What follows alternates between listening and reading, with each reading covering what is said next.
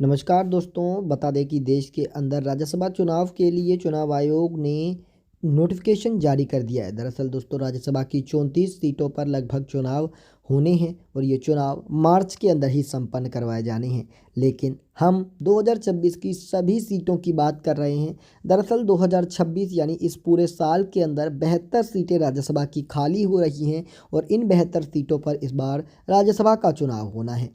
राज्यसभा का चुनाव कैसे होता है, अगर आप सबको नहीं पता तो आप हमें कमेंट में जवाब दीजिएगा। हम आपको ज़रूर से इसको लेकर एक छोटी सी वीडियो के अंदर बताएंगे कि आखिरकार राज्यसभा के संसद सदस्य कैसे चुने जाते हैं।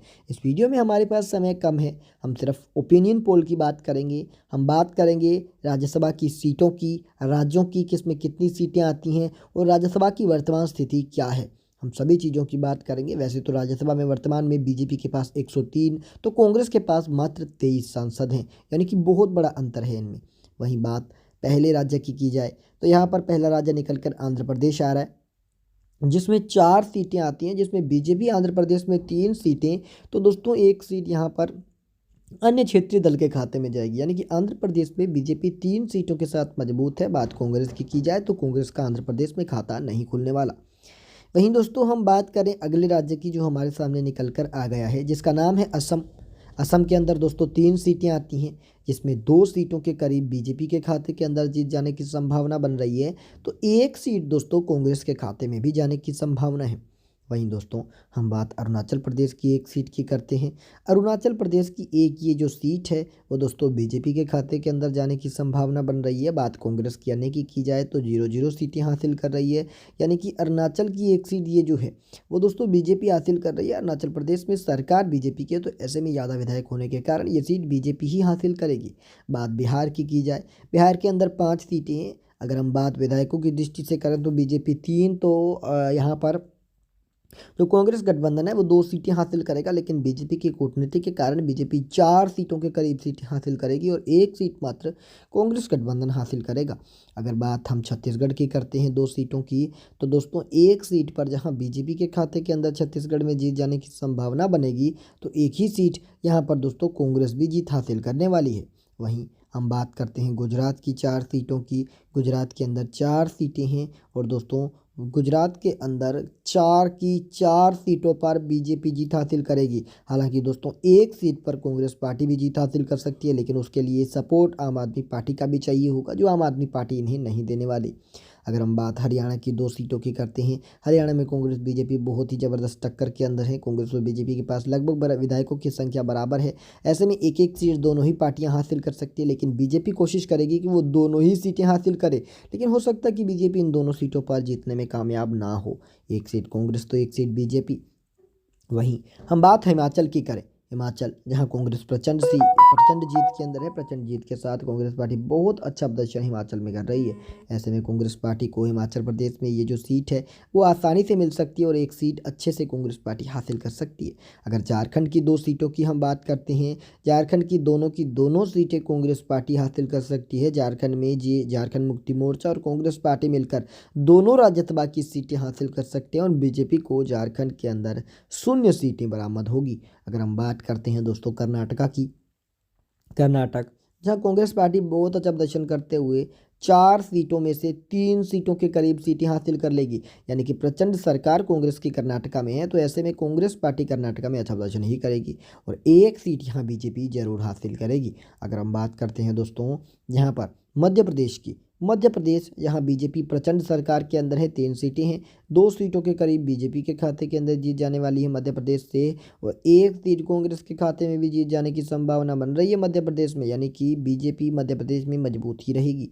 अगर हम बात करते हैं महाराष्ट्र की, महाराष्ट्र में दोस्तों बहुत ही कांटे की टक्कर रहेगी। हालांकि महाराष्ट्र में सीधे तौर पर बीजेपी 4 तो कांग्रेस गठबंधन 3 सीटें हासिल करेगा, लेकिन बीजेपी कोशिश जरूर करेगी कि बीजेपी 5 सीटें राज्यसभा की हासिल कर ले, क्योंकि बीजेपी हमेशा ही एक उम्मीदवार एक्स्ट्रा उतारती है राज्यसभा में, ताकि वो अपने वोटरों के आधार पर वो जीत हासिल कर ही ले।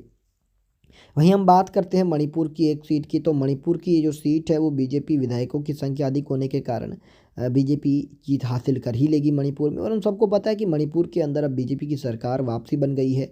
यहाँ पर दोस्तों बीजेपी ने मणिपुर के अंदर मुख्यमंत्री अपना फिर बना लिया है, राष्ट्रपति शासन हट गया है। मेघालय की एक जो सीट है वो अन्य के खाते के अंदर जा रही है। अगर हम बात करते हैं अब दोस्तों उड़ीसा की 4 सीटों की, तो उड़ीसा में वर्तमान के अंदर किसकी सरकार है? बीजेपी की। दोनों सीटें बीजेपी हासिल करेगी, एक कांग्रेस और एक सीट दोस्तों बीजेडी के खाते के अंदर भी जाएगी, यानी कि 4 सीटों का डिवाइडेशन।